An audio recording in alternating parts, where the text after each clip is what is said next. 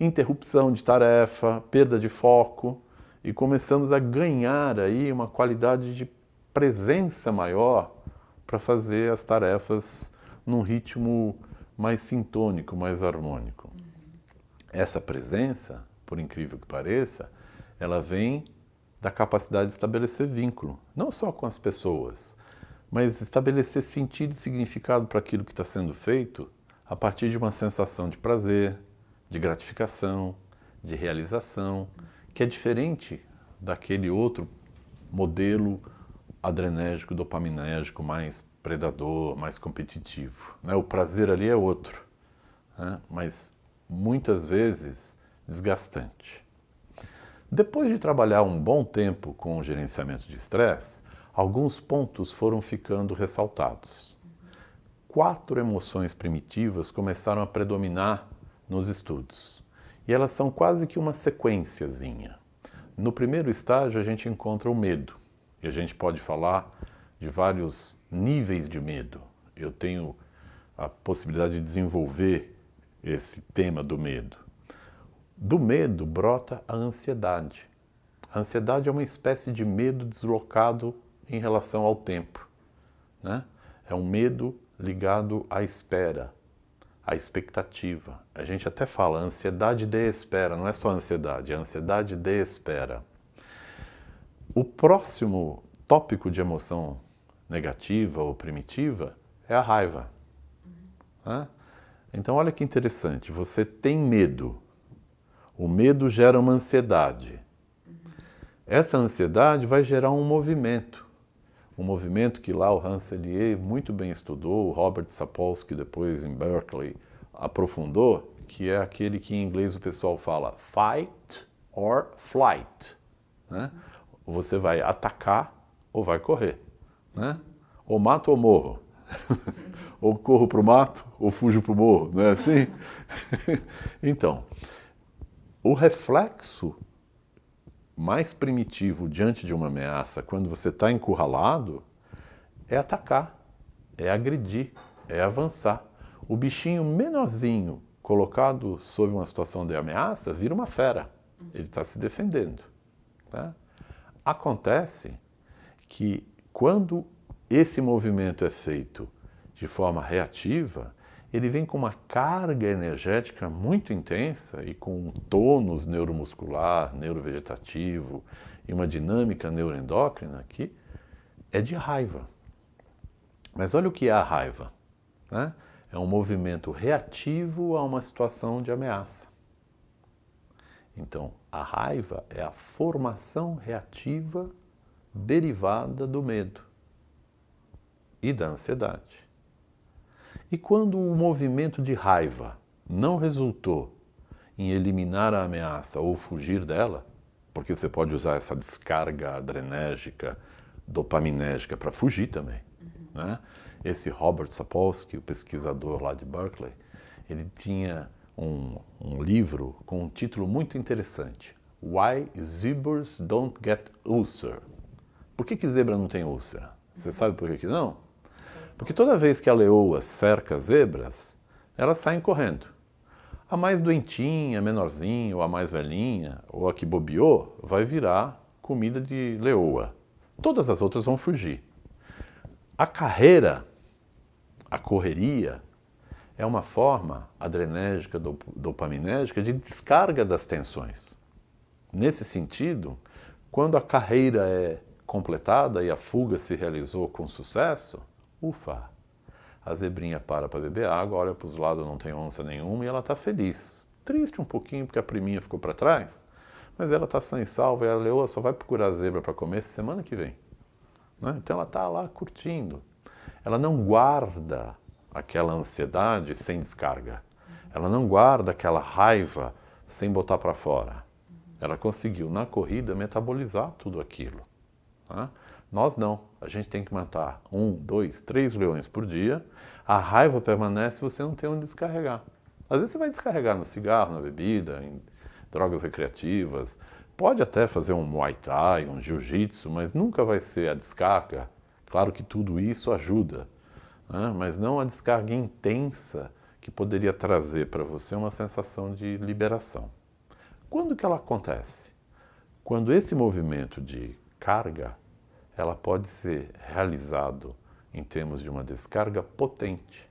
Quando você resolve um problema, quando você conquista uma meta, quando você alcança um resultado e você se gratifica. Aí você vai ter uma inundação de outros hormônios, né? Da dopamina também, da ocitocina, da serotonina, entre outros, e aí você volta para esse estágio mais afetivo, mais próximo, mais presente, de confraternização, né? E então, o que acontece se você não consegue lidar com o que estava te causando raiva? Você não consegue baixar para os níveis naturais o excesso de cortisol e de adrenalina que está no sangue. O pior hormônio é o cortisol mesmo. Ele cozinha o cérebro, ele derrete os neurônios, além de inchar. Você conhece os efeitos da cortisona? O cortisol é o hormônio da cortisona fabricado dentro do corpo para proteger a pessoa que está em fuga de um arranhão, de uma mordida, exatamente para contrabalançar os inchaços, as inflamações, né? A sobrecarga muscular. Mas se o cortisol fica muito tempo, você começa a inchar, você começa a ter problema de tireoide, você começa a ter problema digestivo. Quem toma cortisona engorda, né? Estraga o metabolismo. Se você não faz a descarga, você não metaboliza essa cortisona, entre outros hormônios tóxicos, né? E emocionalmente, o que que vai acarretar a longo prazo se você fica nesse ciclo de ansiedade e raiva, ansiedade e raiva? Então, existe um termo técnico que o pessoal usa para definir essa síndrome de burnout, que traduzindo é fadiga, exaustão. Então, o seu organismo pode entrar em fadiga e colapsar, e a sua mente, a sua sensação de força ou de fraqueza, né, começa a colapsar também. Você vai sentir que dorme a noite inteira e acorda cansadíssimo. Então, são situações que não podem ser levadas por muito tempo. Então, existe uma necessidade real de administrar o estresse, de gerenciar o estresse.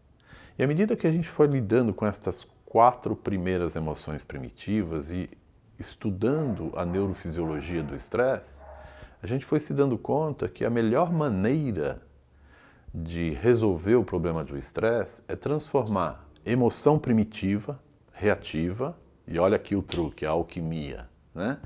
A emoção primitiva vai se transformar num sentimento de potência, de realização. Então vamos lá, não é brincadeira, tem um caminho neural a ser percorrido. Parece um tanto esquemático, mas isso tudo também está muito bem estabelecido. O que é a antítese, ou o antônimo, ou o oposto de medo? Fala assim, o contrário de medo. Potência, coragem. Coragem, né? O contrário de ansiedade. Tranquilidade, mas com a qualidade de confiança. O contrário de raiva, ou uma qualidade mais elaborada, porque aqui a gente está falando de sentimento, né? de raiva. Né? Foco, determinação, gana, garra. Então você traz uma coisa que no primeiro momento era impulsiva e reativa, esse é o verdadeiro significado etimológico da palavra emoção, vem do latim ex movere, mover para fora, né? E como que você transforma uma emoção? Por que emoção? Porque está comandada pelo cérebro mais primitivo, pela amígdala encefálica, por todo um sistema que bypassa as estruturas superiores, que quando incluídas vão permitir transformar a emoção primitiva num sentimento, integrando o observador, ativando o exercício da reflexão. Para isso sempre muito importante, todo mundo sabe, a respiração. Uma respiração mais pausada, mais consciente, traz a pessoa de volta para o momento presente, ativa a capacidade de observar e refletir antes de reagir, então você passa a agir, né? E você transforma, literalmente, a qualidade dos hormônios que estão em cena, né, para outro tipo de neuropeptídeo, de neurotransmissor de maior qualidade. Então você passa a viver uma vida mais plena, integrando os seus 3 cérebros e vive com um caldo hormonal mais, um blend mais equilibrado, né? Isso não só te traz uma qualidade maior de presença, de atenção, de concentração, traz uma qualidade de vida e traz uma qualidade de saúde a longo prazo, né? Então, ao longo desses anos trabalhando com gerenciamento do estresse, eu acabei me deparando com um mecanismo muito interessante, que é um mecanismo cibernético. Cibernético porque é de autoaprendizagem. É incrível como o metabolismo, a estrutura, a consciência, a percepção vão se retroalimentando e se reorganizando em níveis cada vez mais estruturados, complexos, maduros, trazendo para a pessoa que consegue exercitar certos aspectos da consciência, da reflexão, uma maturidade emocional, uma maturidade estrutural.